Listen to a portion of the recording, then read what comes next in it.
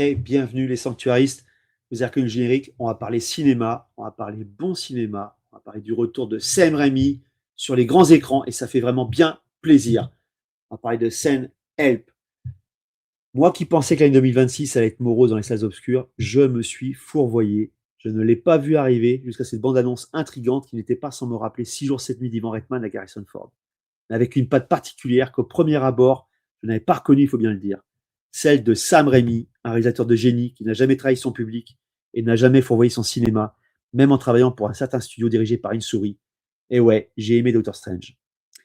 La cuvée Raimi 2026 a-t-elle du corps? Un grand oui, et le nectar s'appelle Send Help, une comédie horrifique au Roland de Survival portée par un casting aux petits oignons.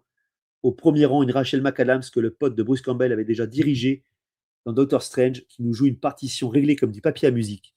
Elle est tout bonnement fabuleuse dans le rôle de Linda Liddell, jouant durant la première demi-heure une salariée modèle quelque peu crédule, persécutée par ses collègues de travail et réveillant par la force des choses son autre personnalité, une survivaliste pleine de ressources et même de vices.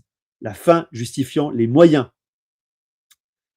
Face au personnage de Linda Liddell, nous retrouvons Dylan O'Brien qui interprète le rôle de Bradley Preston, jeune crevard héritant du rôle de patron d'entreprise familiale et persécutant humainement et professionnellement la protagoniste. L'acteur est énorme dans son interprétation de petit bourgeois cruel et prétentieux. Le personnage de Linda Liddell est invité à rejoindre le jeune patron, Bradley Preston et sa cour, pour un soi-disant rendez-vous professionnel au bout du globe. Simple prétexte à une virée entre potes avec un punching ball nommé Linda, qui elle est secrètement amourachée de son bourreau. Un crash d'avion aidant, un face-à-face se met en place entre les deux protagonistes sur une île apparemment déserte et d'apparence paradisiaque.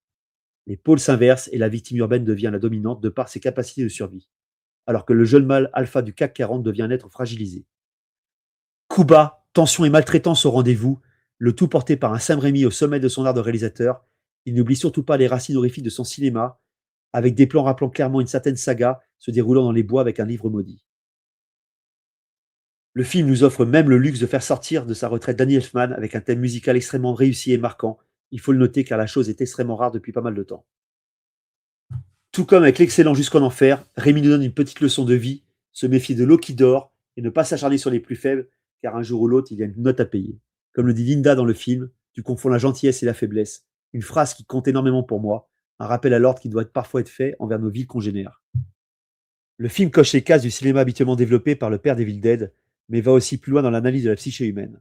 Une franche réussite qui nous apporte sa dose d'hémoglobine, se paie même le luxe de nous proposer un terrible sanglier sauvage décérébré sous hormones et des retournements scénaristiques qui nous surprennent dans le bon sens du terme. Vous l'aurez compris, j'ai adoré. Avec Sam Help, je ne regrette pas que Sam Raimi ait laissé sa saga Evil Dead dans les mains de jeunes réalisateurs. Personnellement, je considère que Jusqu'en Enfer et ce film sont clairement des petits bijoux avec une thématique presque commune.